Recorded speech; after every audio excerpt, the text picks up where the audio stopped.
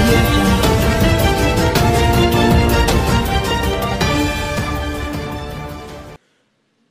ఇది ముందు హార్వర్డ్కి వెళ్ళినా కానీ ఒక ఇష్టపడే లేదంటే వినటానికి ఉన్న రెడీ సిద్ధంగా ఉన్న 1,00,000 మందితో మాట్లాడడానికి ఇబ్బంది ఉండదు, నాకు మాట్లాడగలను. కానీ ఒక విద్యా వ్యవస్థని సమాజాన్ని ప్రభావితం చేసే ఇంతమంది విద్యావేత్తల ముందు, ఇంతమంది ప్రొఫెసర్ల ముందు మాట్లాడంటే చాలా మామూలుగానే భయంగా ఉంటుంది. అలాంటిది ఇందాక సార్ మీరు మాట్లాడిన దానికి ప్రొఫెసర్ అనగానే ఇంకా భయం వేసి ఉన్న అక్షరాలు కూడా ఎగిరిపోయినాయి నా లోపల నుంచి.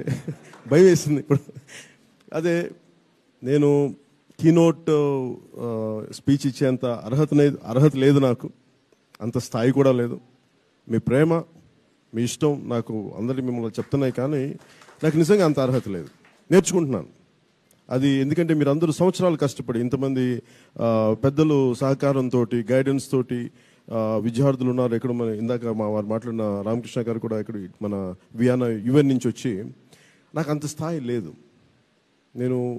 నాకున్న ఆలోచన ఏముందంటే ఎవరైనా కష్టపడుతుంటే బాధపడుతున్నాను. నాకున్న గుణం అదే తప్ప నాకంత మీకున్నంత చదువు కానీ మీకున్నంత మేధస్సు కానీ నాకు లేదు. బట్ తపన పడతాను నేర్చుకోవడానికి, నిజంగా తపన పడతాను.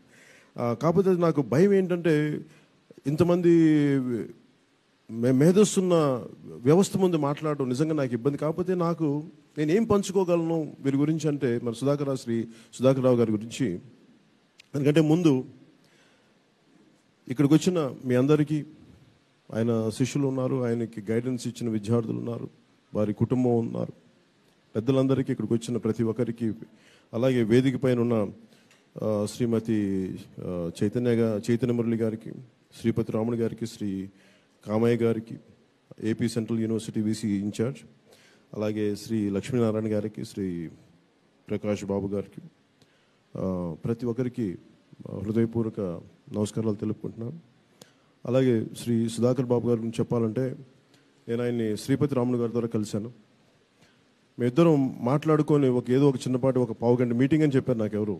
సుధాకర్ నేను మా ప్రొఫెసర్ని తీసుకొస్తాను అని శ్రీపతి రాముడు గారు చెప్తే సరే అట్లా కలుస్తానని చెప్పాను. మధ్యలో ఉండగా మిగతా మీటింగ్స్ అన్ని పక్కన పెట్టి మేమిద్దరం దాదాపు ఒక 2 గంటల దాకా కూర్చున్నాం. మేము 2-2.5 గంటలు.